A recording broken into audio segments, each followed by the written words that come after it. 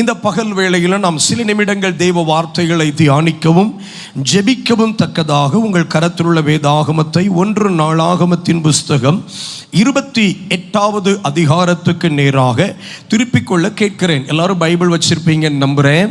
ஆமென். வேதத்தை திறக்கிறீர்கள் என்றும் நான் நம்புகிறேன். பழைய ஏற்பாட்டில் 540வது பக்கத்தில் இருக்கிற கர்த்தருடைய வார்த்தைகளை நாம் வாசிக்கிறோம்.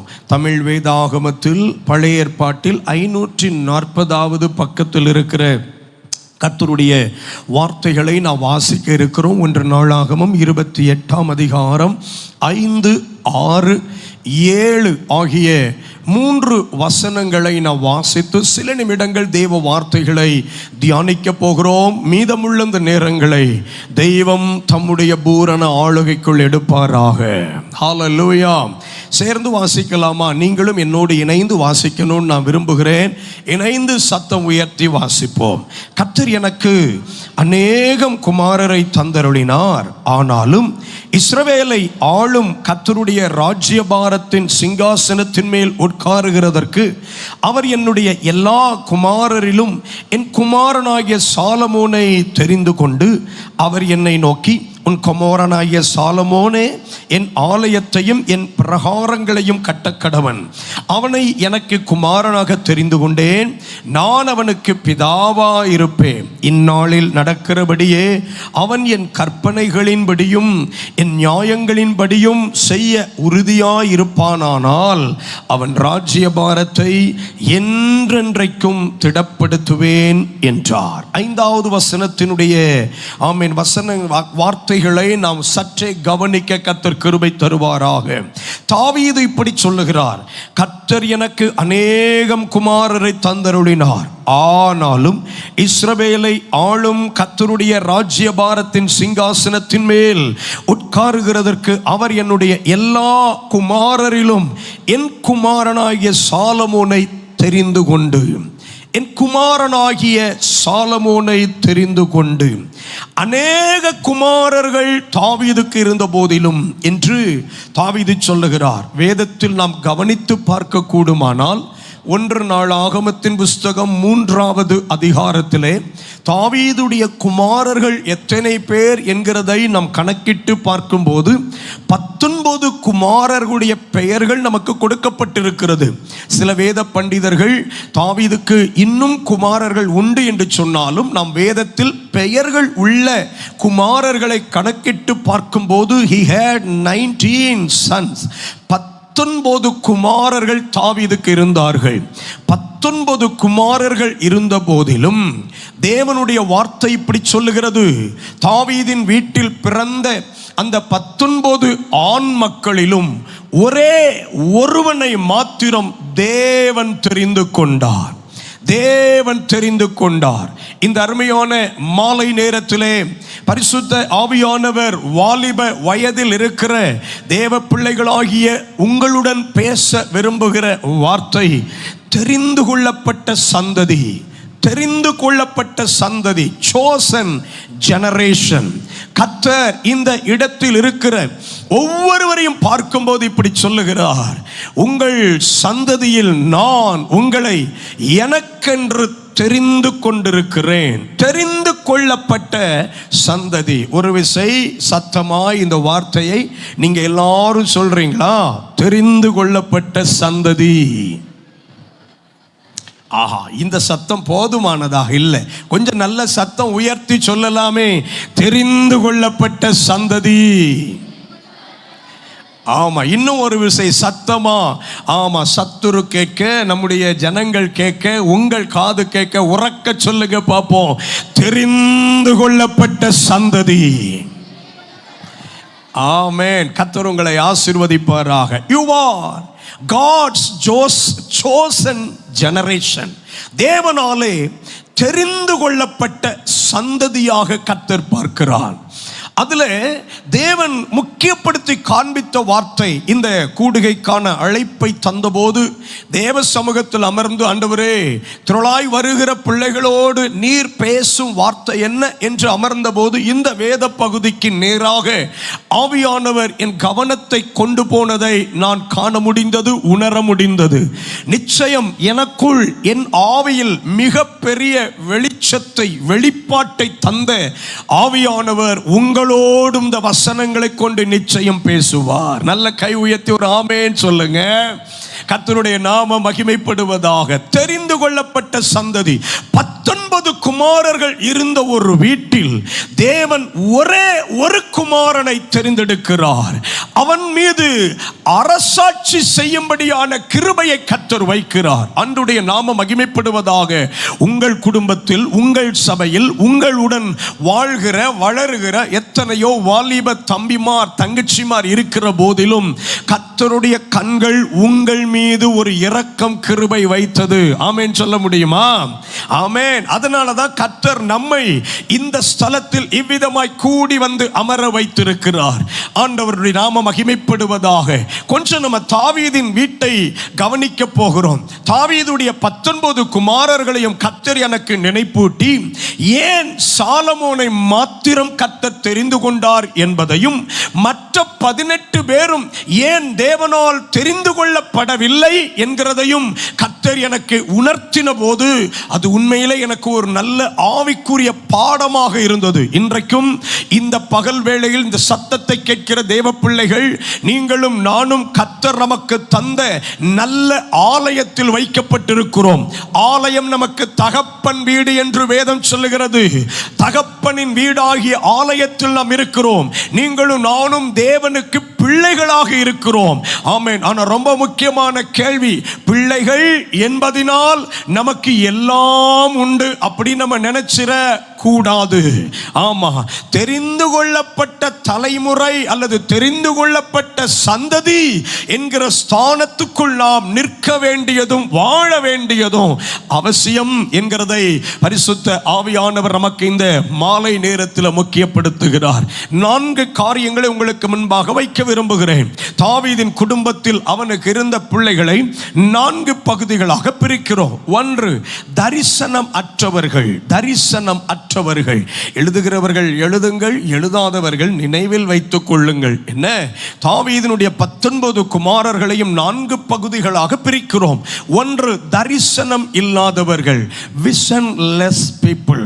தரிசனம் இல்லாத பிள்ளைகள். ஆமென். நோக்கம் இல்லாத பிள்ளைகள். வாழ்வில் என்ன செய்கிறோம், ஏது செய்கிறோம் என்பதை குறித்த உணர்வில்லாமலே நான் ராஜா வீட்டு பிள்ளை, நான் ராஜாவுக்கு மகன், சும்மா அப்படி காலத்தை கடத்திட்டு போகிற ஒரு கூட்டம் தரிசனம் இல்லாதவர்கள். இன்னும் ஒரு கூட்டம் தவறான நோக்கம் கொண்டவர்கள். தவறான நோக்கம் கொண்டவர்கள். தாவீதின் வீட்டில் தான் இவர்களும் இருக்கிறார்கள். தாவீது ராஜா கொடுக்கக்கூடிய அத்தனை உபசரிப்புகளையும் பெறுகிறார்கள். தகப்பன் வீட்டிலிருந்து தங்களுக்கு கிடைக்க வேண்டிய எல்லாவற்றையும் வாங்கிக் கொள்ளுகிறார்கள். ஆனால் வாழ்வதோ தவறான நோக்கம், ராங் இன்டென்ஷன், தவறான நோக்கம் கொண்டவர்கள். 3வது, இதே தாவீதின் வீட்டில் தன் பலனில் நம்பிக்கை கொண்டவர்கள் இருந்தார்கள். தன் பலனில் நம்பிக்கை கொண்டவர்கள். எனக்கு பலன் உண்டு, நான் செய்வேன், எனக்கு ஞானம் உண்டு, நான் சாதிப்பேன் என்கிற தன் பலனில் நம்பிக்கை கொண்டவர்கள். 4வது, தகப்பனின் பாரம் கொண்டவன். தகப்பனின் பாரம் கொண்டவன். 4 பகுதிகளாக தாவீதின் குமாரர்களை கர்த்தர் இந்த மாலை நேரம் நமக்கு பிரித்து காண்பிக்கிறார். கண்டிப்பா இந்த 4 ஏதோ ஒன்றில் நீங்கள் இருக்க வேண்டும். 4 ஏதோ ஒன்றில் இருக்க வேண்டும். ஒருவேளை இந்த 4 தவறான அடையாளங்கள் உடைய எங்கே ஏனும் எதிலேனும் சிக்கி இருக்க கூடுமானால் அவைகளிலிருந்து மீண்டு வருகிற கிருபையை கர்த்தர் நமக்கு இன்றைக்கு இந்த மாலை நேரத்தில் தருவாராக. தெரிந்து கொள்ளப்பட்ட சந்ததியாய் இந்த காலங்களில் வாழ்ந்து கர்த்தருடைய சாட்சிகளாய் நிற்க கர்த்தர் உங்களுக்கு கிருபை தரும்படி இந்த பீடத்தில் நின்று ஜெபிக்கிறேன், வாஞ்சிக்கிறேன். அந்த ஏக்கத்தோடு மீதமுள்ள நேரங்களில் உங்களோடு பரிசுத்த ஆவியானவர் துணை கொண்டு பேசும்படிக்கு விரும்புகிறேன். கர்த்தர் நம்மோடு பேசுவாராக. 4 பகுதி சொன்ன என்னதெல்லாம்? 1, நீங்கள் சொல்லணும். 1, தரிசனமற்றவர்கள். 2, தவறான நோக்கம் கொண்டவர்கள். 3, தன்பலனில் நம்பிக்கை கொண்டவர்கள். 4, தகப்பனின் பாரம் கொண்டவர்கள். தியானிப்போம். மீதமுள்ள நேரங்களில் பரிசுத்த ஆவியானவர் நம்மோடு பேசுவாராக. 2 ராஜாக்களின் புஸ்தகம் 8வது அதிகாரம். 2 ராஜாக்களின் புஸ்தகம் 8வது அதிகாரம் அதனுடைய 18வது வசனத்தை நாம் கவனித்து பார்க்கிற போது தேவனுடைய வார்த்தையில் இப்படி நாம் வாசிக்கிறோம். நீங்கள் 2 ராஜாக்கள் அல்ல, 2 சாமுவேலின் புஸ்தகம் 8ஆம் அதிகாரம். 2 சாமுவேலின் புஸ்தகம் 8வது அதிகாரம் அதனுடைய 18வது வசனத்தில் நாம் இப்படி வாசிக்கிறோம். பின்பகுதி இப்படி சொல்லுகிறது: தாவீதின் குமாரரோ பிரதானிகளாயிருந்தார்கள். தாவீதின் குமாரரோ பிரதானிகளாயிருந்தார்கள். தாவீது தன் குமாரர்களை பிரதானிகளாக வைத்தான். அதை ஆங்கிலத்தில் இப்படி இருக்குது: the sons of David were the governors. ஆளுநர்களாக இருந்தார்களாம். ஆளுநர்களாக இருந்தார்களாம். மாகாணங்களுக்கு பொறுப்பான ஆளுநர்களாக தாவீது தன்னுடைய குமாரர்களை வைத்தான். ஸ்தோத்திரம். ரொம்ப ஆச்சரியமா இருக்குது. ஆமா, இந்த வசன பகுதியை வாசிக்கும் போது பிறந்தது எதற்கு? ஆளுநர்களாக இருப்பதற்கா? இல்லை. ஒவ்வொரு பிள்ளையும் பிறக்கும் போது சொல்லி இருப்பாங்க, ஒருவேளை இவன் ராஜாவாக வரக்கூடும், ஒருவேளை இவன் ராஜாவாக வரக்கூடும். தாவீதினுடைய முதல் மகன் தொடங்கி 19வது மகன் வரைக்கும் சொல்லி இருப்பாங்க, ஆமென், இவன் அடுத்த ராஜாவாக வரக்கூடும் என்கிற எதிர்பார்ப்போடு தான் அந்த பிள்ளைகள் வளர்ந்தார்கள். அவர்களுக்கு உணவு வழங்கப்பட்டது ஆளுநர்களாக இருக்க அல்ல, கவர்னர் போஸ்ட்ல இருக்கிறதுக்கு அல்ல. கவர்னர் போஸ்ட்ல இருக்கிறதுக்கு யாரோ இருந்துட்டு போகலாம், யார் வேண்டுமானாலும் இருக்கலாம். ஆனா ஒரு ராஜாவுக்கு பிள்ளையா பிறந்துட்டு வெறுமனே ஒரு கவர்னராகவே வாழ்ந்து, ஸ்தோத்திரம். இன்னைக்கு தான் நமக்கு சில நேரம் இதை தெரியுது பாருங்களேன். தாவீதின் பிள்ளைங்க அத்தனை பேரும் வெறும் கவர்னராகவே வாழ்ந்துட்டு போயிட்டாங்களா? வாழ்க்கை அத்தோடு முடிந்ததா என்று. அவர்கள் பிறந்தது அடுத்த அரசனாக இந்த இஸ்ரவேல் ஜனத்தை ஆளுவதற்கென்று பிறந்தார்கள். ராஜாவாய் ஆள வேண்டியவர்கள் ஒரு குறிப்பிட்ட மாகாணத்திற்கு, ஸ்தோத்திரம், சும்மா ஒரு சாதாரண ஒரு தலைமை பொறுப்பில் இருக்கிற மனிதனாகவே வாழ்ந்துவிட்டு தங்கள் காலத்தை முடித்து விட்டார்கள். மற்ற இந்த குமாரர்களிடத்திலே ஆளுகைக்கு நேராக போகணும், அடுத்த ஸ்தானத்தில் வரணும், தெய்வம் நம்மை தெரிந்து கொள்ளணும், அதற்கு நம்மை வளர்த்து கொள்ள வேண்டும், அதற்கு நம்முடைய அர்ப்பணிப்போடு நாம் நிற்க வேண்டும் என்கிற எண்ணம் ஒரு துளியும் இல்லை என்கிறது என்னை ஆச்சரியப்படுத்துகிறது. இன்றைக்கும் இந்த மாலை நேரம் இந்த சத்தத்தை கேட்கிற தேவ பிள்ளையே, சாதாரண ஒரு வாழ்க்கை வாழ்ந்து யாருக்கும் தெரியாமல் நம்முடைய ஜீவன் முடிந்துவிட வேண்டும் என்று ஒரு நாளும் நினையாதிருங்கள். தெய்வம் நம்மை இந்த பூமியில் பிறப்பித்ததின் நோக்கத்தை நிறைவேற்றுவாராக. நல்ல ஒரு ஆமேன் சொல்லுங்க. நல்ல சத்தமா பிள்ளைகள்லாம் ஒரு ஆமேன் சொல்லுங்க. ஆண்டவர் என்னை பிறப்பித்ததின் நோக்கத்தை இந்த பூமியில நிறைவேற்றுவாராக. நீங்கள் நோக்கம் இல்லாமல் இந்த பூமியில் பிறக்கவில்லை. தரிசனம் இல்லாத ஒருவனை போல ஒரு நாளும் நடக்க கூடாது. அப்போ ஆண்டவர்கிட்ட இப்படி கேட்டேன், அப்போ தரிசனம் உள்ளவர்கள்னா யார் ஆண்டவரே? தரிசனம் உள்ளவர்கள் எப்படி இருப்பாங்க? ஒரு 3 வார்த்தை ஆண்டவர் எனக்கு வேதத்திலிருந்து 3 நபர்களை வைத்து காண்பித்து கொடுத்தார். என்ன வேகமா சொல்றேன். தரிசனம் உள்ளவன் பிரசன்னத்தை விட்டு பிரிய மாட்டான். தரிசனம் உள்ளவன் பிரசன்னத்தை விட்டு, சொல்லுங்கோ, நீங்க சொல்லணும் வாய் திறந்து. என்ன என் கூட சேர்ந்து, தரிசனம் உள்ளவன் பிரசன்னத்தை விட்டு பிரிய மாட்டான். யாத்ராகமத்தின் புஸ்தகம் 33ஆம் அதிகாரம், வேதத்தை திருப்பி வசனத்தையும் கூட கவனியுங்கள். யாத்ராகமம் 33ஆம் அதிகாரத்தினுடைய 11வது வசனம். என்னோடு சேர்ந்து தேவ வார்த்தைகளை கவனியுங்கள். ஆமென். தேவன் நம்மோடு தொடர்ந்து பேசுவார். ஒருவன் தன் சிநேகிதனோடே பேசுகிறது போல தேவன் மோசையோட முகமுகமாய் பேசினார். பின்பு அவன் பாளையத்திற்கு திரும்பினான்.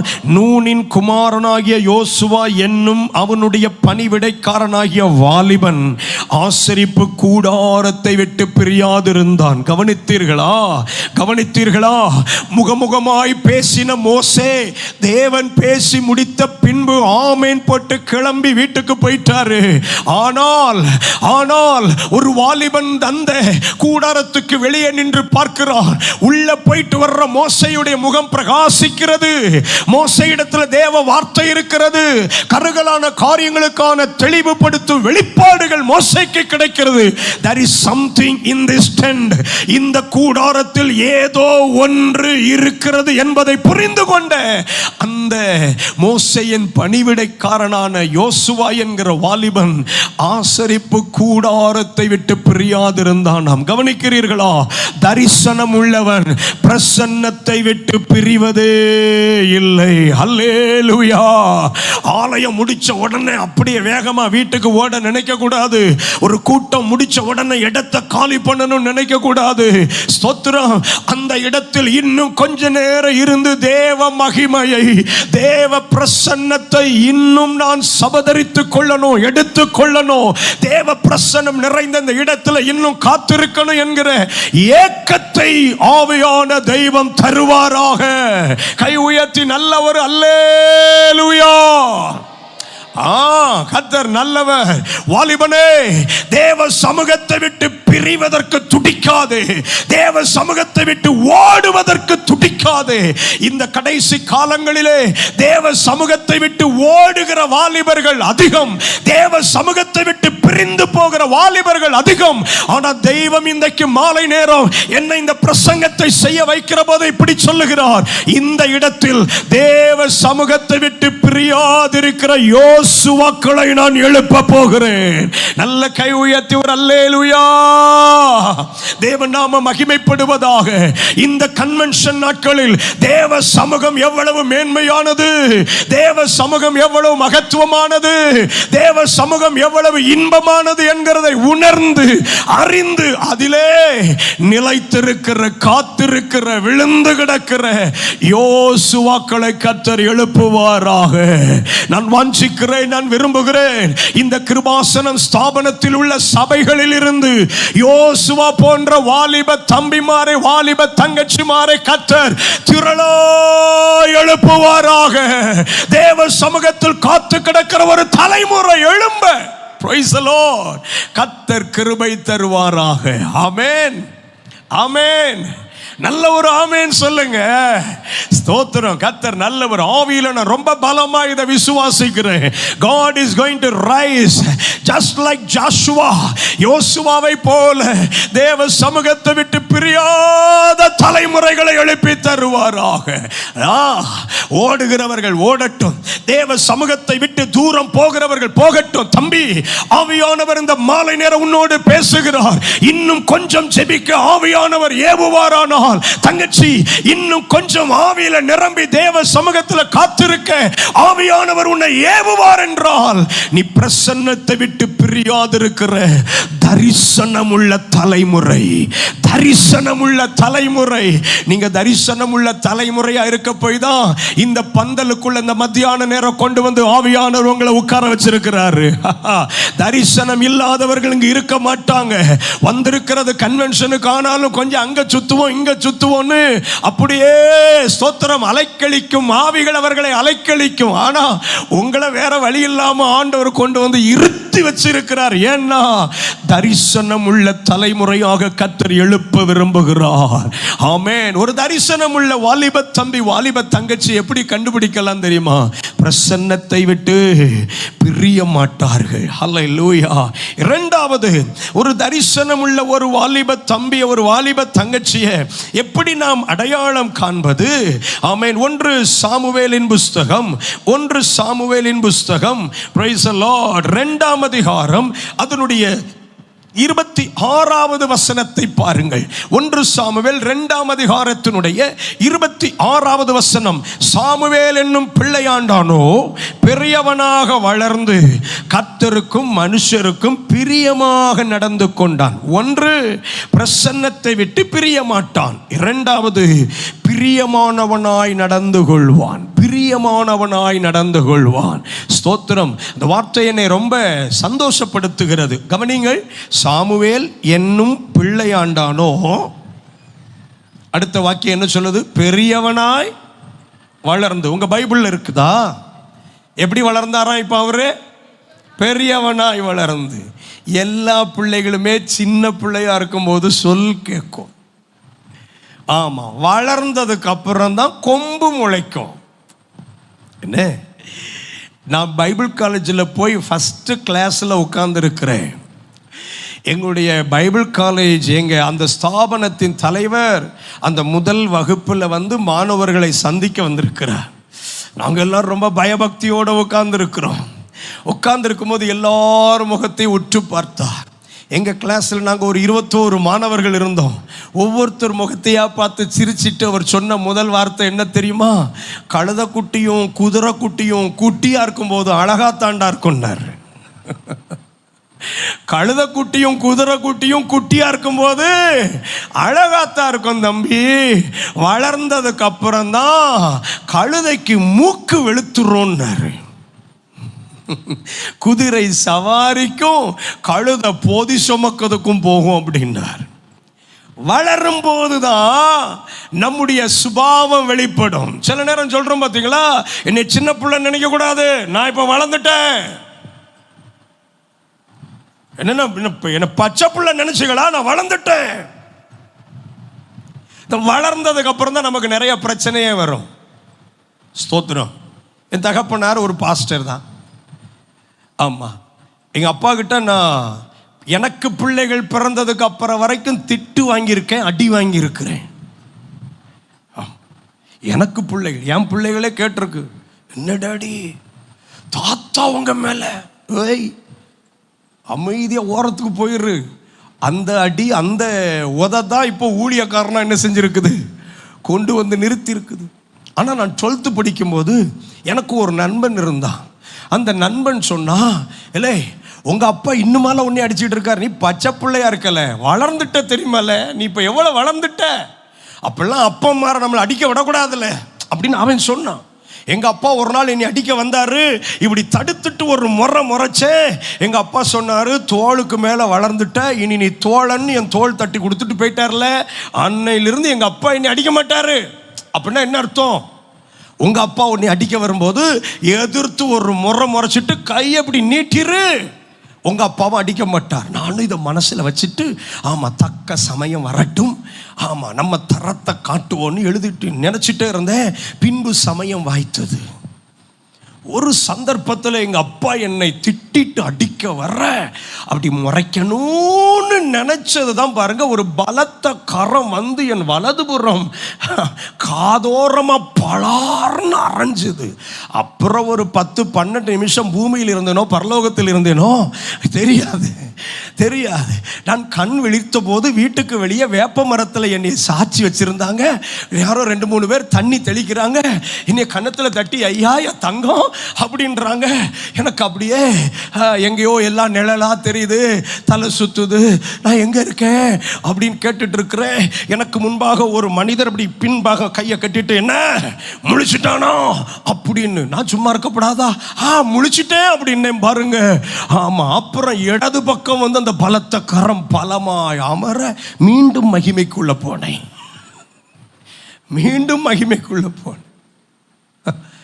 பிறகு ஒரு 10 நிமிஷம் கழிச்சு 2-3 பேர் துண்டு வச்சு நமக்கு தோர்த்து வச்சு இப்படியே காட்டி வச்சுறாங்க, ஐயா தங்கம்னு. இப்பவும் தெளிவு வந்தது. அப்பவும் முன்னாடி அந்த உருவம் நடந்துட்டு இருக்குது. முடிச்சுட்டானா, சத்தமே கொடுக்கல, அடுத்து விழுந்துருமே அடி. அப்பந்தான் நினைச்சேன், நம்ம அப்பா வேற அவன் அப்பா வேற. நம்ம அப்பா வேற அவன் அப்பா வேற. எத்தனை பெரியதாய் வளர்ந்தாலும் பிரியமாய் நடக்க பழகணும். நல்ல ஒரு ஆமேன்னு சொல்லுங்க. எனக்கு அந்த வார்த்தை ரொம்ப பிடிச்சிருக்குது. பெரியவனாய் வளர்ந்த போது, பெரியவனாய் வளர்ந்த போது, வளர்ந்துட்டே அப்படின்னு நினைச்சிட்டு அம்மாவை கிழவின்னு நினைக்க கூடாது. வளர்ந்துட்டேன்னு நினைச்சிட்டு அப்பாவை கிழவா அப்படிலாம் சொல்லக்கூடாது. கர்த்தர் தந்த தகப்பன் தாயை கடைசி மட்டும் கனம் பண்ண பழகணும். பெரிய ஆமேன்னு சொல்லுவீங்கன்னு எதிர்பார்த்தேன். ஆமா, சந்தோஷம். வார்த்தையை கவனிங்க. தரிசனம் உள்ளவன் பிரியமாய் நடந்து கொள்வான். முதல்ல கர்த்தருக்கும் அதன் பின்பு மனுஷருக்கும் பிரியமாய் நடந்து கொண்டான். வளர வளர பிரியமாய் நடக்க நம்மை அர்ப்பணிக்கணும். கை உயர்த்தி ஒரு ஆமேன்னு சொல்லுவீங்களா? வளர வளர பிரியமா நடக்கணும். வளர வளர கொம்பு முளைச்சிடக்கூடாது. நான் வளர்ந்துட்டேன், இனி எவன் சொல்லும் கேட்க வேண்டிய அவசியம் இல்லைன்னு சொல்லக்கூடாது. ஸ்தோத்திரம். தேவன் நாம மகிமைப்படுவதாக. உங்கள் வளர்ச்சியின் முதிர்ச்சி பிரியமாய் நடப்பது. முதல்ல தரிசனம் உள்ளவன் பிரசன்னத்தை விட்டு பிரிய மாட்டான். இரண்டாவது, தரிசனம் உள்ளவன் பிரியமாய் நடந்து கொள்வான். மூன்றாவது, தரிசனம் உள்ளவன் பிரதிஷ்டையை காத்துக்கொள்வான். ரொம்ப முக்கியமான வார்த்தை. ஆவியானவர் இதை ஜெப நிலையில் எனக்கு ரொம்ப ஆழமாய் பலமாய் உணர்த்தினார். ஆமென். தரிசனம் உள்ளவன் பிரதிஷ்டையை காத்துக்கொள்வான். பிரதிஷ்டை பெந்தேகோஸ்தே உலகத்தில் மங்கி போன ஒரு வார்த்தையாயிற்று. பிரதிஷ்டை. ஒரு தடவை இந்த வார்த்தை எல்லாரும் சொல்லுங்க, பிரதிஷ்டை. ஆமா, சொன்னவங்களுக்கு மட்டும் நைட்டு சாப்பாடு செரிமானம் ஆகும், சாப்பாடு கிடைக்கும். நல்ல சத்தமா சொல்லுங்க. ஐயோ சத்தமா தம்பி தங்கச்சி எல்லாரும் சொல்லுங்க இந்த வார்த்தையை. பிரதிஷ்டை. உலகத்தின் அடையாளங்களை நம்மேல் ஏற்றுக்கொள்ள ஒரு நாளும் துடிக்க கூடாது. ஒன்றை புரிந்து கொள்ள வேண்டும்.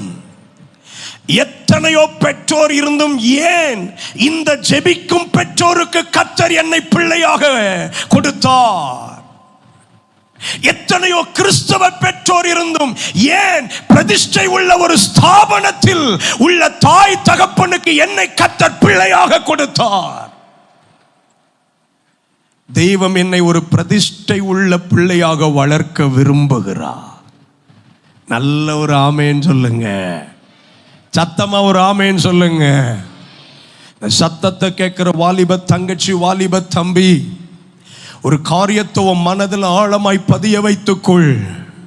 உன் தாயும் தகப்பனும் ஏற்றுக்கொண்ட பிரதிஷ்டை சாதாரணமானதல்ல, சாதாரணமானதல்ல. எவரும் ஏற்றுக்கொள்ளக்கூடியதும் அல்ல, எல்லாரும் பின்பற்றக்கூடியதல்ல. கிருபையாய் நம்முடைய பெற்றோருக்கு இந்த பிரதிஷ்டை நிறைந்த சபையை, பிரதிஷ்டை நிறைந்த ஐக்கியத்தை, பிரதிஷ்டை நிறைந்த அனுபவத்தை கர்த்தர் கொடுத்தார். இது மாபெரும் பாக்கியம் என்பதை புரிந்து கொள்ளணும். யாராவது நம்ம அம்மாவும் நம்ம அப்பாவும் கொஞ்சம் அறிவில்லாம இப்படி நடக்காங்க, நாமெல்லாம் நாகரீகம் தெரிஞ்ச உலகத்தில் வாழ்றோம், அதனால நாம கொஞ்சம் அப்படி இப்படித்தான் இருக்கணும்னு குரங்கு புத்தி என்ன செஞ்சிடக்கூடாது, எடுத்துக்கொள்ளக்கூடாது. எங்க இருந்தாலும் என் மேல் உள்ள பிரதிஷ்டையை நான் காத்துக்கொள்ள வேண்டும் என்கிற உணர்வை கர்த்தர் கொடுப்பாராக. கை உயர்த்தி ஒரு ஆமேன்னு சொல்லுங்க. நான் சொன்னேன் கை உயர்த்தி ஒரு ஆமேன்னு சொல்ல சொன்னேன். நல்ல கை உயர்த்தி ஒரு ஆமேன்னு சொல்லுங்க. ரொம்ப கவனிக்கணும்னே. நான் ரொம்ப படிச்சுட்டேன், நான் ரொம்ப கற்றுக்கொண்டேன். நம்ம தாய் தகப்பனுக்கு அறிவே இல்லாமல், அந்த அறிவு இல்லாதவன் நீ நினைக்கிற தாய் தகப்பனுடைய பிரதிஷ்டையின் வாழ்க்கையாக்கும் உன்னை இன்னைக்கு வரைக்கும் வாழ வச்சிருக்குது, வேலையை கொடுத்திருக்குது, சம்பாதிக்க வைத்திருக்கிறது, நல்ல ஸ்தானத்தில் வச்சிருக்குது. பிரசன்னத்தை விட்டு பிரியாதவன், பிரியமாய் நடந்து கொள்பவன், பிரதிஷ்டையை காத்துக்கொள்பவன். லூக்கா எழுதிய சுவிசேஷம், ஆதாரமான வசனத்தை காண்பித்து வேகமாய் போறேன். லூக்கா எழுதிய சுவிசேஷம் 1 அதிகாரம், ஆமென், அதனுடைய 15வது வசனம். லூக்கா 1:15, அவன் கர்த்தருக்கு முன்பாக பெரியவனாயிருப்பான், திராட்சரசமும் மதுவும் குடிக்க மாட்டான் கடைசி வரைக்கும். யோவான் ஸ்நானகனை குறித்து சொல்லப்பட்ட வார்த்தை. கடைசி வரைக்கும் தன்மேல் இருந்த பிரதிஷ்டையை யோவான் ஸ்நானகன் காத்துக்கொள்ள கர்த்தர் கிருபை பாராட்டினார். கை உயர்த்தி ஒரு ஆமென் சொல்லுங்க. ஆமா, தரிசனம் உள்ளவன் பிரசன்னத்தை விட்டு பிரிய மாட்டான். தரிசனம் உள்ளவன் பிரியமாய் நடந்து கொள்வான். தரிசனம் உள்ளவன் பிரதிஷ்டையை காத்துக்கொள்வான். அப்போ அப்படியே நம்ம மாற்றி பார்க்கணும். தரிசனம் அற்றவன் என்ன செய்வான்? பிரசன்னத்தை விட்டு வேகமா ஓடுவான். எப்பண்டா அந்த கூட்டம் முடியும்? கழுத்த இருக்காங்களப்பா, பிளேடு போடுறாங்களப்பா, ஏன் மொத்தமா ஒரு கூட்டத்தை நடத்துறிய, எங்களை ஜாலியா சுத்த விடுறீங்களா? அங்கிருந்து கூட்டு வந்து மத்தியானம் அந்த பெரியவங்களுக்கெல்லாம் ரெஸ்ட் கொடுத்து வாலிபர்களை கூட்டு வச்சு எங்களை சாவடிக்கிறீங்களப்பா அப்படின்னு ஒருத்தர் நினைக்கிறான்னா தரிசனமற்றவன் அர்த்தம். அப்ப தரிசனமற்றவன் என்ன செய்வான்? வம்புக்குன்னே வாழ நினைப்பான். தாய் தகப்பனுக்கு எதிராக எப்ப பாரு எதிராகவே பேசுவான். எப்ப குதர்க்கமாகவே பேசுவான். பார்த்துருக்கீங்களா? சிலர் எப்ப பேசினாலும் குதர்க்கமாக தான் பேசுறது. தாய் தகப்பனுக்கு இணங்கி போறதே இல்லை. ஏன் அதிகாலை ஜெபத்துக்கு எழுமுனா? ஏன் எழுமுனா? அதிகாலை எழுமுனாதான் ஆண்டவர் ஜெபத்தை கேட்பாரா? ஒருத்தர் அவங்க பிள்ளைக்கு சொன்னாராம், காலையில் எழும்பி உழைக்கிற எத்தனை பேர் வாழ்க்கையில் முன்னேறிக்காங்க தெரியுமா அப்படின்னு லிஸ்ட்டு போட்டாராம். அப்போ இவன் கேட்டிருக்கான், காலையில் எழும்பி பேப்பர் போடுறவன் இன்னைக்கு வரைக்கும் பேப்பர் தான் போட்டுட்ருக்கான், அவன் ஏன் வளரலன்னு கேட்டானா. காலையில் எழும்பி பால் விற்கிறவன் விடிய விடிய பால் விற்கிறான், அவன் ஏன் வளரலன்னு கேட்டானா. இது குதர்க்கமான ஆவி. இது இப்படி தான் கேட்கும். அதிகாலையிலே எழும்பி தங்கள் வாழ்க்கையை செம்மையாய் வடிவமைத்துக் கொண்ட எத்தனையோ பரிசுத்தவான்கள் தேவ மனிதர்கள் இருக்கிறாங்க. அதை பார்க்க சொல்லாது, குதர்க்கமான கேள்வியை கேட்க வைக்கும். பிரியமாய் நடக்க மாட்டான். தரிசனமற்றவன் பிரதிஷ்டையை ஏற்க மாட்டான், பிரதிஷ்டையை காக்க மாட்டான். ரொம்ப முக்கியமான வார்த்தை. கிருபாசனம் சபைகளின் அடுத்த தலைமுறையாக நீங்கள் இருக்கிறீர்கள். அடுத்த தேவ தரிசனத்தை, தாகத்தை, அழைப்பை, மேன்மையை சுமக்கிற அடுத்த தலைமுறையாக இங்க இருக்கிற ஒவ்வொரு வாலிப தம்பிமாரையும் தங்கச்சிமாரையும் கர்த்தர் பார்க்கிறார். இந்த வார்த்தையை ஜீவ காலத்துக்கு மறக்க கூடாது. பிரதிஷ்டை, பிரதிஷ்டை. தரிசனமற்றவர்கள் தாவீதின் வீட்டிலே இருந்தார்கள். சரி, இரண்டாவது ஒரு கூட்டம் அதே தாவீதின் வீட்டில். யாரு சொன்ன? இரண்டாவது ஒரு 2-3 பேருக்கு நினைவில் இருக்குன்னு நினைக்கிறேன். இரண்டாவது குறிப்பு சத்தமா சொல்லுங்க. இரண்டாவது யாரு சொன்ன? தவறான நோக்கம் கொண்டவர்கள். 2 சாமுவேலின் புஸ்தகம் 13ஆம் அதிகாரத்தை நாம் வேதத்தில் கவனிக்கிற போது, தாவீதின் வீடு ஆராதனை நிறைந்த வீடு. தாவீதின் வீடு தேவ பிரசன்னம் நிறைந்த வீடு. தாவீது சொல்றாரு, தீங்கானதை என் கண் முன்ன வைக்க மாட்டேன். என் வீட்டில் எப்பொழுது என்னிடத்தில் வருவீர் என்று என் வீட்டில் உங்களை எதிர்பார்த்து காத்திருக்கிறேன். தேவன் மீது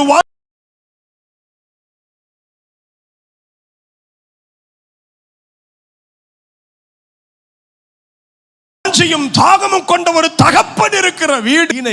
சுரமண்டலமே விழியுங்கள் அப்படின்னு சொல்றாரு. அவ்வளவு ஆராதனை மேல உயிரே வச்சிருக்கிற தேவ மனுஷன், ஆண்டவர் மேல உயிரை வச்சிருக்கிற தேவ மனுஷன் இருக்கிற வீட்டுல முதல் ஒரு குமாரன் பிறந்தான். தாவீதின் முதல் மகன் யார் தெரியுமா?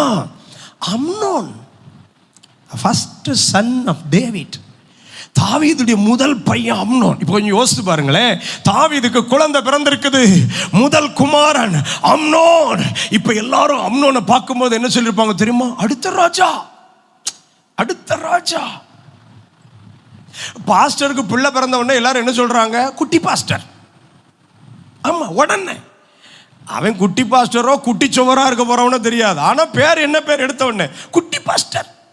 அவரு அப்படின்னா பாட்டு பாடுறாங்க. அது உடனே அவன் இப்படி சும்மா கையை தூக்கணும், அள்ளி அள்ளியா சொல்லிட்டாம்டா, பாஸ்டர் இல்ல, பாஸ்டர் வீட்டு புள்ள இல்ல. அப்ப அம்னோனை பார்க்கும்போது என்னெல்லாம் சொல்லியிருப்பாங்க? பாரா, தாவீது மாதிரியே சிரிக்கான், தாவீது மாதிரியே இருக்கிறான், மண்டைய பாத்தியா தாவீது மாதிரி இருக்குது, நடைய பாத்தியா தாவீது மாதிரி இருக்குதுன்னு. உண்மையிலேயே முதல் பிறந்த அவன்தான் ஒரு ராஜாவாக வருவதற்கு தன்னை ஆயத்தப்படுத்தியிருக்க வேண்டும். ஆனால் தெரிந்து கொள்ளப்பட்ட ஒரு சந்ததியாக இந்த அம்னோன் வரவிடாமல் அவனை ஆக்கினது தவறான நோக்கம். தவறான நோக்கம் இருந்தது. தாவீதின் வீட்டில் சாப்பிட்டது தாவீது வீட்டுடைய சாப்பாட்டை, உடுத்தினது தாவீது வீட்டில் இருக்கிற உடை, அனுபவித்ததெல்லாம் தன் தகப்பனாகிய தாவீது கொடுத்த அத்தனை அனுக்கிரகங்களையும் ஆசீர்வாதங்களையும் அனுபவித்து விட்டு சிந்தை முழுக்க தீமையான காரியத்தை தனக்குள் அம்னோன் வைத்திருந்தான். உங்களுக்கு தெரியும், உள்ள நான் ரொம்ப டீப்பா போக விரும்பல. நோக்கம் தவறாகும் போது தெரிந்து கொள்ளப்பட்டவன் என்கிற அடையாளத்தை நாம் இழக்கிறோம். வாலிப வயதிலே வாலிப இச்சையின்படியே ஓட நினைக்க கூடாது, விரும்பினபடியே ஓட நினைக்க கூடாது, கண் கண்ட வழியே சிந்தை கற்பிக்கிற வழியே ஓட நினைக்க கூடாது. வாலிப நாட்களில் நம்முடைய வாலிபத்தின் இச்சைகளை அடக்க பழகணும், கிறிஸ்துவுக்குள் அவைகளை கீழ்ப்படுத்த பழகணும். நல்ல ஒரு ஆமென் சொல்லுங்க. சிந்தைகளை காத்துக்கொள்ள பழகணும், பார்வையை காத்துக்கொள்ள பழகணும், உணர்ச்சிகளை கிறிஸ்துவுக்குள் அடக்க பழகணும். ஸ்தோத்திரம். கர்த்தர் கிருபை தருவார், கர்த்தர் கிருபை தருவார். தெய்வம் நம்மை வைத்திருக்கிற இந்த வாலிப நாட்கள்ல இந்த பலனை, இந்த ஞானத்தை, இந்த கிருபையின் காலத்தை கர்த்தருடைய நாம மகிமைக்காக செலவழிக்க கர்த்தர் நமக்கு கிருபை தரட்டுமே. வாலிபத்தின் பலன் கர்த்தருக்காக செலவழிக்கப்படட்டும். வாலிபத்தின் பலன் உலகத்திற்கு கொடுக்கப்படவே கூடாது. ராங் இன்டென்ஷன், தவறான நோக்கம் நம்மை தரிசனத்திலிருந்து தூர கொண்டு போய்விடும். தெரிந்து கொள்ளப்பட்ட சந்ததியா இராதபடி அழித்துவிடும். தம்பி தங்கச்சி, ஒரு வாழ்க்கை கர்த்தர் கொடுத்திருக்கிறார். இந்த ஒரு வாழ்க்கையிலும் வாலிபம் கொஞ்ச நாட்கள் தான், செட்டன் பீரியட், ஒரு குறிப்பிட்ட காலத்தில் தான் கர்த்தர் இதை தந்திருக்கிறார். இந்த நாட்களை வீணாக்கி விடாதே, வீணாக்கி விடாதே. தீய வழிகளில் நடத்தும் நண்பர்கள், ஆமா, நண்பிகளை தேடி ஓடிராத. இந்த காலங்களை செல்போன்ல வீணாக்கி விடாதே, இந்த காலங்களை சோசியல் மீடியால வீணாக்கி விடாதே, இந்த காலங்களை அரசியல்ல வீணாக்கி விடாதே, சினிமா மோகத்தில் வீணாக்கி விடாதே. எவனுக்கோ எவளுக்கோ உன் நேரத்தை கொடுத்து உன் இந்த வாலிப நாட்களை வீணாக்கி விடாதே. கிருபையின் காலங்கள் இது, கிருபையின் காலங்கள் இது. கை உயர்த்தி ஒரு அல்லேலூயா சொல்வோமா? ஸ்தோத்திரம், ஸ்தோத்திரம். இந்த தாவீதின் வீட்டிலே அம்னோன் என்கிற ஒருவனுடைய நோக்கத்தை பாருங்க. எதிர்ப்பாளராயிருந்த தன் உறவின்படி தன் சகோதரி என்கிற முறையில் இருந்தவளோடு கூட பாவம் செய்யும்படிக்கான தூண்டுதலை சத்துரு உள்ளே வைத்தான். அவன் அதற்கு தன்னை விற்று போட்டான், அதற்கு தன்னை விற்று போட்டான். பாலிய இச்சைகளுக்கு தன்னை விற்று போடுகிறவன் தெரிந்து கொள்ளப்பட்ட சந்ததியாய் இருக்க வாய்ப்புகள் இல்லை. கவனியுங்கள், பாலியல் இச்சைகளுக்கு தன்னை விற்று போடுகிறவன். ஒரு நாளும் பாலியல் இச்சைகளுக்கு நம்மை விற்று போடக்கூடாது. ஸ்தோத்திரம். தெய்வம் நமக்கென்று ஒரு குடும்ப வாழ்வு, கணவன் மனைவி என்கிற வாழ்வின் நிலைகளை ஏற்படுத்தி தருகிற வரைக்கும் தன்னை காத்து கொள்ளுகிற ஒரு ஜீவியம் நமக்கு அவசியம். கவனிக்கிறீர்களா? பைபிள்ல எனக்கு ரொம்ப பிடிச்சது இயேசுவின் தாயும் தகப்பனும். இயேசுவின் தாயை குறித்து சொல்லும்போது யோசேப்புக்கு இப்படி சொல்லுகிறார்கள், கன்னியாகிய ஒரு ஸ்திரீ. ஆமென். இயேசுவின் தாயிடத்தில் அந்த காரியத்தை சொல்லுகிற போது நீதிமானாகிய யோசேப்பு. கவனித்தீங்களா? ஒரு வாழ்க்கை துணையாக வரப்போகிற ஒரு பெண் திருமண நாட்கள் வரைக்கும் தன்னுடைய ஆமென் தன்னுடைய ஜீவியத்தை பரிசுத்தத்தோடு காத்துக்கொள்ள வேண்டியது அவசியம். ஒரு தம்பி, வாலிப தம்பி நீதிமானா இருக்க வேண்டியது அவசியம். கல்யாணத்துக்கு முன்னாடி வரைக்கும் இஷ்டப்படிக்கு சேட் பண்ண வேண்டியது வாட்ஸ்அப்பு தான் இருக்குதே, இன்ஸ்டாகிராம் தான் இருக்குதே. இப்போ கல்யாணம்லாம் கர்த்தருடைய கரத்திலிருந்து வரல, இன்ஸ்டாகிராமில் இருந்து தான் வருது. ஆமாம், இதில் அந்த ஊதாரியை பார்த்தேன், அந்த அடங்கா பிடாரியை பார்த்தேன், அது ஆடிச்சு ஓடிச்சு. கல்யாணம் முடிச்சதுக்கப்புறம் அது இன்னொருத்தங்க கூட ஓடும். அது அடங்கா பிடாரி, அது இனிக்காது. இன்ஸ்டாகிராமில் பார்த்து கல்யாணம் கட்டினது ஒன்றும் நிலைக்காது. என்ன நல்ல மனசில் வச்சுக்கணும். உங்கள் பெற்றோருக்கு நீங்கள் கொடுக்கிற மிகப்பெரிய கனமும் மரியாதை என்ன தெரியுமா? வாலிப நாட்களில் உங்களை பரிசுத்தமாய் காத்துக்கொண்டு திருமண காரியத்தை தேவனும் போதகரும் உங்கள் பெற்றோரும் சேர்ந்து எடுக்கிற முடிவுக்கு நீங்க தலை வணங்குறீங்க பாருங்க, அதுதான் நீங்க உங்க தாய் தகப்பனுக்கு கொடுக்கிற கனம். ஆமென் சொல்ற 4-5 பேருக்காக ஸ்தோத்திரம். அப்படியா என்று கேட்கிற பல மற்றவருக்காக ஸ்தோத்திரம். ஒரு பெண்ணை கண்டேன் அவளை கொண்டேன் அப்படின்னா கர்த்தர் உன்னை கொன்றேன்னு சொல்லிடுவார். கர்த்தர் காட்டினாரு. இந்த டுபாக்கூர் கதெல்லாம் விடப்படாது. ஆண்டவருக்கு இதா சோழி, உனக்கு இவளை காட்டுறது, அவளுக்கு இவனை காட்டுறது. அவருக்கு இந்த வேலையெல்லாம் இல்லை சார், வேற நிறைய வேலை இருக்கு அவருக்கு. என்ன ஸ்தோத்திரம். படிக்கிற காலத்தில் படிக்கிறத பாரு, இவன் படிக்கிறதை விட்டுட்டு மற்ற எல்லாம் பார்க்கான். அதான் பெரிய பிரச்சனை. வேதம் சொல்லுகிறது, தாவீதின் வீட்டில் தவறான நோக்கத்தோடு இருந்த ஒருவன் தன்னை குறித்திருந்த தரிசனத்தை அழித்து போட்டான். பாவம் அல்லது பாலியல் இச்சை நம்மை குறித்த தேவ நோக்கத்தை அழித்து போடும். கவனிக்கிறீர்களா? என்ன நம்மை குறித்த தேவ நோக்கத்தை, திட்டத்தை அது அழித்து போடும். ஒரு நாளும் அதற்கு இடம் கொடாதிருக்க கர்த்தர் கிருபை செய்வாராக. கை உயர்த்தி ஒரு அல்லேலூயா சொல்லுங்க. சரி, மூன்றாவதாக தாவீதின் வீட்டிலே ஆமென் தெரிந்து கொள்ளப்பட்ட சந்ததியாயிருக்கும் வாய்ப்பை, தரிசனத்தை இழந்து போன இன்னும் ஒரு கூட்டத்தை நம்ம கவனிக்கிறோம். அவர்கள் தன் பலனில் நம்பிக்கை கொண்டவர்கள். தன் பலனில் நம்பிக்கை கொண்டவர்கள். ஆமே, 2 சாமுவேல் 15ஆம் அதிகாரத்தில் இருந்து அப்சலோமை குறித்து கவனிக்கிறோம். அப்சலோம் ஏன் பலன், நான் திறமை உள்ளவன், நான் நினைச்சா என்ன வேணா சாதிப்பேன் அப்படிங்கிற ஒரு காரியத்தில் தானே தன்னை ஒரு தலைவனாக நினைத்து கொண்டு தன்னை ஒரு தலைவனாக நிறுத்தி கொள்ள துடித்தான். கவனிக்கிறீர்களா? தேவ சித்தம் அறியவில்லை, தகப்பனின் உள்ளம் என்னன்னு அறியல.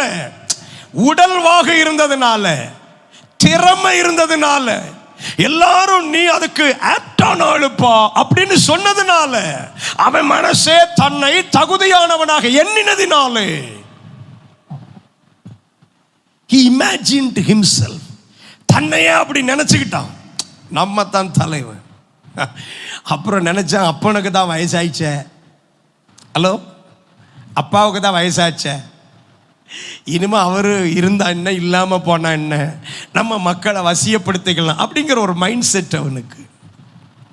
தாவீதும் நினைச்சார், தாவீது கூட விட்டு கொடுத்துட்டார். பார்த்தீங்களா, நீங்கள் பைபிளில் வாஸ்து பார்த்தீங்கன்னா எதுக்கு போட்டு நமக்கு சண்டை போடுவானே, பிள்ளைகிட்ட கொடுத்துட்டு போய் நம்ம பாட்டு ஒதுங்கிடுவேன்னு சொன்னால் கர்த்தர் சொன்னார், தாவீதே நீ கொடுத்தாலும் நான் கொடுக்க மாட்டேன், தொலைச்சி போடுவேன் அப்சலோம்ன்ட்டார் ஆண்டவர். பிள்ளைகளே, never ever rise against your parent. கர்த்தர் தந்த பெற்றோருக்கு மேல் நம்மை உயர்த்தி ஒரு நாளும் எண்ணக்கூடாது. கர்த்தருக்கு தெரியும் நம்முடைய பெற்றோர் மூலம் நமக்கு என்ன செய்ய வேண்டுமோ, நம்மை கொண்டு எவைகளை நிறைவேற்ற வேண்டுமோ அவைகளை கர்த்தர் கிருபையாய் செய்து முடிப்பார். நல்ல கை உயர்த்தி ஒரு ஆமென் சொல்லுங்க. அல்லேலூயா. ஆண்டவருடைய பரிசுத்த நாம மகிமைப்படுவதாக. கர்த்தர் நல்லவர். ஆனால் இங்க ஒரு ஒரு ஒரு ஒரு பையனை பார்க்குறோம். அதே தாவீதின் வீட்டில் தான் பிறந்தவர் வளர்ந்தவர். ஆனால் பார்ட்டி இப்போ தகப்பனுக்கு எதிர வந்து நிற்குது. தகப்பனுக்கு எதிரே வந்து நிற்கிறது. தாவீது விட்டு கொடுத்துட்டார். இப்போ வேண்டாம் போராட்டம், குடும்பத்துக்குள்ள என் பிரச்சனை. இந்த தகப்பன் மகனுக்குள்ள பிரச்சனை வந்த உடனே ஒருத்தன் பேசுறான், சீமையை எழும்பி பார்த்தாயா, கர்த்தர் சவுலின் குடும்பத்துக்கு நீ செஞ்சதை உன் குடும்பத்துக்கு மேலே இறங்க வச்சுட்டார். ஒன்று புரிஞ்சுக்கோங்க, நம்ம குடும்பத்துக்குள்ள பிரச்சனை வந்தா அதை குறித்து பேசுறதுக்கு வெளியே நிறைய பேர் வெயிட் பண்ணிட்டு இருக்கிறாங்க. எப்போ நீ ஏதாவது பிரச்சனை பண்ணுவ, எப்போ நீ உன் தாய் தகப்பனை எதிர்த்து பேசுவ, எப்போ தாய் தகப்பனுடைய இந்த திட்டத்துக்கு நீ இணங்கி வராம போராடுவ, ஒரு கூட்டம் காத்திருக்கிறது பேசும்படிக்கு, ஆவிக்குரிய குடும்பத்தை பழித்து பேசும்படிக்கு காத்திருக்கிறது. They were eagerly waiting. Eagerly waiting. ஸ்தோத்திரம். Eagerly waiting. ஆனால் ஒன்று கர்த்தர் இந்த அருமையான பகல் வேளையில சொல்லுகிறார், ஸ்தோத்திரம், ஒரு நாளும் நம்முடைய வாழ்க்கையில நம் பலனில் நம்பிக்கை கொள்ளவே கூடாது. என்னை பலப்படுத்துகிற கிறிஸ்துவினாலே எல்லாவற்றையும் செய்ய எனக்கு, சத்தமாய் சொல்லுங்கள், என் பலத்தால் அல்ல, என்னை பலப்படுத்துகிற கிறிஸ்துவினாலே. கையை உயர்த்தி ஒரு அல்லேலூயா. கர்த்தர் உங்களுக்கு நல்ல ஞானத்தை கிருபைகளை தருவாராக. கர்த்தர் உங்களை நல்ல சிறந்த ஸ்தானங்களில் நிறுத்துவாராக. கர்த்தர் உங்களை கொண்டு மகத்துவமான காரியங்களை செய்வாராக. எந்த ஸ்தானத்தில் உயர்ந்த உன்னத நிலைகளில் இருக்கும் போதும் ஒரு விஷயத்தை மறக்க கூடாது, கர்த்தரே எல்லாவற்றுக்கும் காரணர். நல்ல ஒரு ஆமென், அல்லேலூயா. கர்த்தரை உயர்த்த பழகணும். கர்த்தர் தந்த பெற்றோரை கனம் பண்ண பழகணும். உயர்ந்த ஸ்தானங்களில் இருக்கும்போது கர்த்தர் தந்த பெற்றோருக்காக ஆண்டவருக்கு நன்றி சொல்லணும். நன்றி சொல்லணும். உங்கள் உயர்வுகளில் உங்கள் தாய் தகப்பனை ஒரு நாளும் மறக்க கூடாது. ஒரு நாளும் மறக்க கூடாது. ஒரு நாளும் மறக்க கூடாது.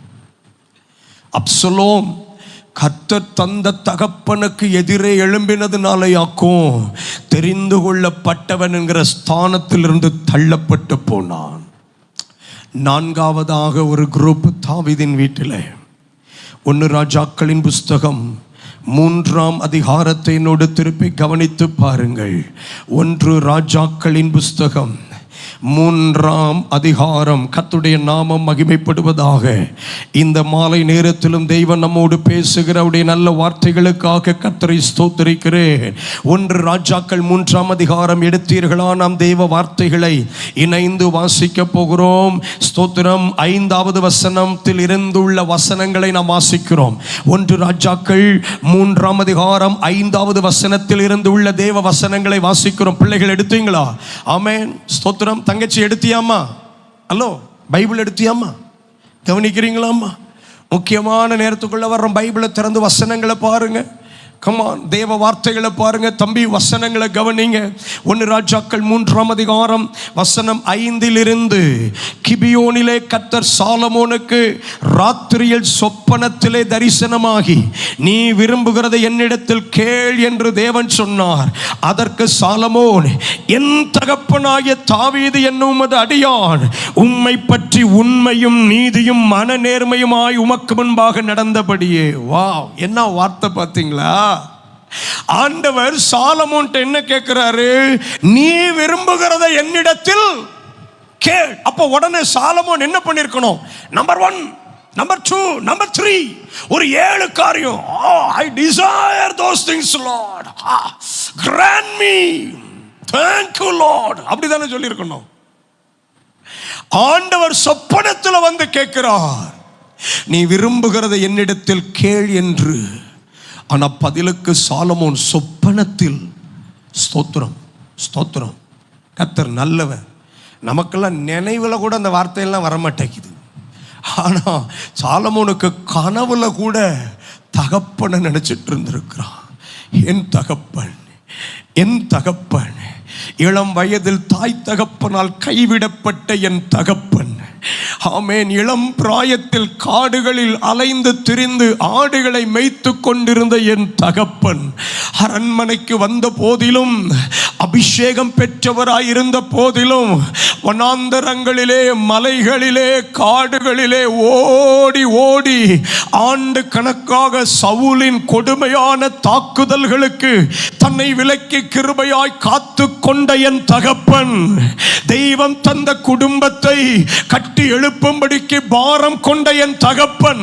ஆமென். சாலமோனின் சிந்தை முழுவதும் ஒன்று தேவன், இரண்டாவது தகப்பன். தேவனும் தகப்பனும், தேவனும் தகப்பனும் சிந்தை முழுவதும் நிரம்பி இருந்தார்கள். தேவனிடத்தில் பேசும்போது he speaks about his father, தகப்பனை குறித்து பேசுகிறான். இங்க இருக்கிற பெற்றோருக்கு சொல்லுகிறேன், ஐயா அம்மா, உங்க கண்ணீரின் ஜெபம் ஒரு நாளும் வீணாய் போகாது. உங்கள் காத்திருப்பு ஒரு நாளும் வீணாய் போகாது. இந்த வசன பகுதிகளை வாசிக்கும் போது ஆவியானவர் இப்படி எனக்கு சொன்னார். இந்த செய்தியை கேட்கிற பெற்றோருக்கு நான் தேவ ஊழியனாய் சொல்லுகிறேன், உங்கள் காத்திருப்பு, உங்கள் கண்ணீர் ஒரு நாளும் வீணாய் போகாது.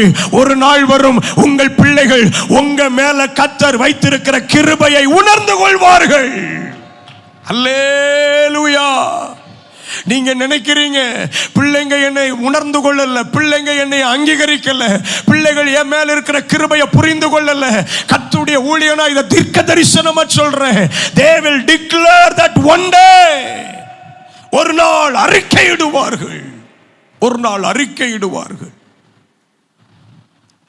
தேவ கிருபையினாலே 2022 ஆண்டு ஒரு மனிதன் எங்களை சந்திக்க வந்து அவர் சொன்னாரு, ஆமென், கடவுள் உங்களுக்கு ஒரு வீடு கட்டி கொடுக்கணும்னு சொல்றார் பாஸ்டர் அப்படின்னு சொல்லிட்டு 5 பைசா எங்களுடைய செலவில்லாம அவரே முழுவதும் செலவழித்து 3 பெட்ரூம் உள்ள ஒரு அருமையான வீட்டை கட்டி கொடுத்தாங்க. 1 பைசா நாங்க செலவழிக்கல, 1 டம்ளர் தண்ணி நாங்க கொடுக்கல. முழுக்க வேலை பார்க்கிற எல்லா காரியங்களையும் அவரே பொறுப்பெடுத்து இந்த ஆமென் கன்னியாகுமரி மாவட்டத்திலிருந்து ஒரு 16 நபர்களை கொண்டு வந்து தங்க வைத்து இன்ஜினியர் எல்லா பொறுப்பையும் A to Z அவரே பொறுப்பெடுத்து அழகான ஒரு இல்லத்தை தேவ நாம மகிமைக்காக எங்களுக்கு கட்டி கொடுத்தார்கள். அந்த வீட்டினுடைய பிரதிஷ்டை முடிந்தது. எல்லாரும் தூங்கியாச்சு. எனக்கு தூக்கம் வரல. எனக்கு ஆச்சரியமா இருக்குது, ஒரு மனுஷனை கர்த்தர் அனுப்பி இத்தனை லட்சம் ரூபாய்க்கு பெருமான 3 பெட்ரூம் உள்ள ஒரு வீட்டை கட்டி கொடுக்க வைக்கிறார்னா கர்த்தர் எவ்வளவு நல்லவர், என்னை ஆண்டவர் எவ்வளவா நேசிக்கிறார். அப்படி நினைச்சிட்டு இருந்தேன். நடு இரவில் எழும்பி 2 கரத்தையும் உயர்த்தி முழங்காலில் நின்று கண்ணீரோடு ஆண்டவருக்கு நன்றி சொல்லும் போது ஆண்டவர் என் மனதில் உணர்த்தினார், உன்னுடைய ஊழியத்தின் பலனாக நான் உனக்கு கொடுப்பதல்ல இந்த வீடு, உன் ஊழியத்துக்காக நான் உனக்கு தரல. ஏறக்குறைய 2000ஆவது ஆண்டில் இருந்து 24 ஆண்டுகளாக ஆண்டவருக்கு ஊழியம் செய்திருந்தேன். 22 ஆண்டுகள் கர்த்தருக்கு ஊழியம் செய்திருந்தேன். ஸ்தோத்திரம் ஸ்தோத்திரம். 22 வருஷம் ஊழியம். நான் நினைச்சேன் என் ஊழியத்தின் பலனாக, ஓட்டத்தின் பலனாக கர்த்தர் கொடுத்த. அப்ப கர்த்தர் சொன்னார், no, not for your ministry, உன் ஊழியத்திற்காக அல்ல. கண்ணீரோட தேவ சமூகத்திற்கும் போது கர்த்தர் உணர்த்தினார், உன் தகப்பன் எனக்கு செய்த ஊழியத்தின் நிமித்தம், உன் தகப்பன் எனக்கு காண்பித்த பக்தி வைராக்கியத்தின் நிமித்தம் வெறும் மணல்ல படுத்து தூங்கி தென்னங்கிடுக வச்சு சுத்தி அடைச்சி ஊழியம் செஞ்சு உங்களை எல்லாரையும் ஊழியர்களா உருவாக்கி உன் தகப்பன் கண்ணீரோடும் அப்ப குறைவுகள் மத்தியிலும், ஆமென், ஆடை குறைவுகள் மத்தியிலும், எத்தனையோ போராட்டத்தின் மத்தியிலையும் உன் தகப்பன் அழைப்ப விடல, தரிசனத்தை விடல. கர்த்தர் தந்த பிள்ளைகளை ஊழியத்திற்கு வளர்ப்பேன் என்று பக்தி வைராக்கியத்தோடு நின்றாரே, உன் தகப்பன் செய்த ஊழியத்தின் நிமித்தம் அந்த ஊழியத்தில் நீயும் ஒரு பகுதியா கூட நின்றது நிமித்தம் 22 ஆண்டுகளாக தரிசனம் உள்ள ஒரு தகப்பனோட ஊழியத்தில் கூட நின்ன பத்தியா. ஆகையினாலே உன் தகப்பன் நிமித்தம் இந்த தயவு உனக்கு. ஆண்டவர் சொன்னா இந்த வீட்டுக்கு தகப்பனின் தயவுன்னு பேர் வைக்கணும். ஒன்று, நானே உனக்கு தகப்பன், என் தயவினால் கிடைத்தது. 2, எனக்கு ஊழியம் செய்த உன் தகப்பன் நிமித்தம் உனக்கு இந்த தயவு. அதனால எங்க வீட்டுக்கே வச்சிருக்கிறேன் ஃபாதர்ஸ் ஃபேவர் அப்படின்னு, தகப்பனின் தயவு, தகப்பனின் தயவு. அப்புறம் ஆண்டவர் சொன்னாரு, நீ ஓடு, நீ ஓடு, நான் உன்னை கொண்டு போகிற பீடங்களில் எல்லாம் போய் நின்று என் வார்த்தையை பேசு, பட்டணங்களுக்கு பேசு, ஜனங்களுக்கு பேசு, தேசத்திற்கு பேசு, இளைப்படையாமல் ஓடு. உன் ஊழியத்தின் பலனை உன் தலைமுறைக்கு நான் கொடுப்பேன். உன் ஊழியத்தின் பலனை உன் தலைமுறைக்கு கொடுப்பேன். உன் தலைமுறை எனக்கு உண்மையாய் ஊழியம் செய்தால், உன் பிள்ளைகள் எனக்கு உத்தமமாய் ஊழியம் செய்தால், அவர்கள் மீது இந்த தயவை நான் வைப்பேன். நான் கர்த்தரை ஸ்தோத்திரிக்கிறேன். இன்னைக்கும் இந்த அருமையான பகல் வேளையில கர்த்தர் சொல்லுகிறார், ரிமெம்பர் யுவர் பேரண்ட். பெற்றோரை கொஞ்சம் யோசிக்கணும்னே. நம்ம சாப்பிட்றதுக்காக பல நாட்கள் சாப்பிடாம இருந்தவர்கள் அவர்கள். நம்மளை அழகழகா உடுத்தி பார்த்துட்டு சாதாரண உடையோடு வாழ்ந்தவர்கள் அவர்கள். நாம் தூங்குவதற்காக பல இரவுகள் தூங்காமல் இருந்தவர்கள். தெரியுமா, இந்த காட்டாத்துறை கவர்மெண்ட் ஸ்கூல் கிரவுண்ட் எனக்கு மறக்க முடியாது. பல முறை அங்கே நடந்த கன்வென்ஷனில் எங்கள் அப்பா அம்மா நானும் கேசட் பைபிள் விற்க வந்திருப்போம். தங்குறதுக்கு இடம் இருக்காது. இங்கே வரும்போது பக்கத்தில் ஒரு வீடு, எனக்கு யாருன்னு இப்போ நினைவில் இல்லை, வருஷம் பல ஆயிட்டு. ஒரு வீட்டில் மேலே மாடியில் ஒரு ரூம் எங்களுக்கு தந்திருப்பாங்க, அங்கே தங்கியிருப்போம். இந்த ஜெனரல் கன்வென்ஷனில் கேசட் பைபிள் போட்டு, ஆமாம், வியாபாரம் பார்த்துட்டு நாங்கள் போவோம். ஆனால் அந்த காட்டாத்துறை கவர்மெண்ட் ஸ்கூல் கிரவுண்டில் தங்குறதுக்கு இடம் இருக்காது. ஆமாம், ஸ்டேஜுக்கு பக்கத்தில் அந்த பெஞ்ச் எல்லாம் ரவுண்டில் வச்சு அட்டைப்பெட்டி அதுக்கு மேலே வச்சு என்னைய படுக்க வச்சு என் தாயும் தகப்பனும் பேப்பரை வச்சு கொசு விரட்டிட்டு இருப்பாங்க. இரவு பல இரவுகள் நான் அதை பார்த்திருக்கிறேன். இன்னைக்கு நினைச்சு பார்க்கிறேன், அந்த பெற்றோருக்கு பிள்ளையாய் பிறந்து ஊழியான நிற்கிற கிருபையை கர்த்தர் கொடுத்தது அவருடைய தயவு, அவருடைய தயவு. நம்ம தூங்குறதுக்காக அந்த தாயின் தகப்பனை எத்தனை இரவுகள் தூங்காம இருந்திருப்பாங்க தெரியுமா? நம்ம படிக்கிறதுக்காக, நமக்கு ஃபீஸ் கட்டுறதுக்காக, நமக்காக அவங்க வெயிலையும் மழையிலையும், ஆமென் ஸ்தோத்திரம், குளிரிலையும் தூக்கமின்மையும் உழைத்த காரியங்களை நினைக்கணும்பா தங்கச்சி, நினைக்கணும், நினைக்கணும். வேலைக்கு போனதுக்கு அப்புறம் சம்பளத்தை வாங்கி மூஞ்சில எறிவேன்னு சொல்லக்கூடாது, தொலைச்சு விடுவாரு கர்த்தர். உனக்கு நான் எவ்வளவு தரணும் கணக்கு காட்டுன்னு அப்பா அம்மாட்ட கேட்க கூடாது. கொடுக்க முடியாதுப்பா, கொடுத்து தீராது, கொடுத்து தீராது. ஒரு நாளும் கர்த்தர் தந்த தாய் தகப்பனை ஏளனமா இழிவா நினைக்க கூடாது. 19 குமாரர்களில் ஒரே ஒருத்தனுக்கு மட்டும்தான் தகப்பனின் சிந்தை, தகப்பனை பற்றிய உணர்வு. அதனால தான் இந்த 3ஆம் அதிகாரத்தினுடைய 6வது வசனத்தில் அதற்கு சாலமோன், என் தகப்பனாகிய தாவீது என்னும் உமது அடியான் உம்மை பற்றி உண்மையும் நீதியும் மன நேர்மையுமாய் உமக்கு முன்பாக நடந்தபடியே தேவரீர் அவருக்கு பெரிய கிருபை செய்து அந்த கிருபையை அவருக்கு காத்து. பார்த்தீர்களா, பெற்றோர் மேல கர்த்தர் வைக்கிற கிருபை பிள்ளைகளை நல்ல ஸ்தானங்களில் வந்து அமர பண்ணுகிறது. பெற்றோரை கனம் பண்ணுகிற பிள்ளைகளே, தேவ ஊழியனாய் சொல்லுகிறேன், உன்னை நல்ல ஸ்தானங்களில் கர்த்தர் நிறுத்தி கனம் பண்ணுவார், கனம் பண்ணுவார், கனம் பண்ணுவார். அந்த சாலமோனை பார்த்துதான் ஆண்டவர் சொன்னார், நான் தெரிந்து கொண்ட என் குமாரன், நான் தெரிந்து கொண்ட என் குமாரன், இவனை கொண்டுதான் நான் மகிமையான காரியங்களை செய்ய போகிறேன், இவனுக்கு தான் நான் மகத்துவமான காரியங்களை செய்ய போகிறேன். இப்போ 4 குரூப் பார்த்தோம். யாரெல்லாம்? 1, தரிசனமற்றவர்கள். 2, எல்லாரும் சொல்லலாம், எல்லாரும் சொல்லலாம், தம்பிமார் கூட சொல்லலாம், என்ன நல்ல வாய் திறந்து சொல்லலாம். 1, தரிசனமற்றவர்கள். சொல்லுங்க, எல்லாரும் வாய் திறந்து சொல்லுங்க. 2, தவறான நோக்கம் கொண்டவர்கள். 3, தன் பலனில் நம்பிக்கை கொண்டவர்கள். 4, தகப்பனின் சிந்தை கொண்டவர்கள் அல்லது தகப்பனின் பாரம் கொண்டவர்கள்.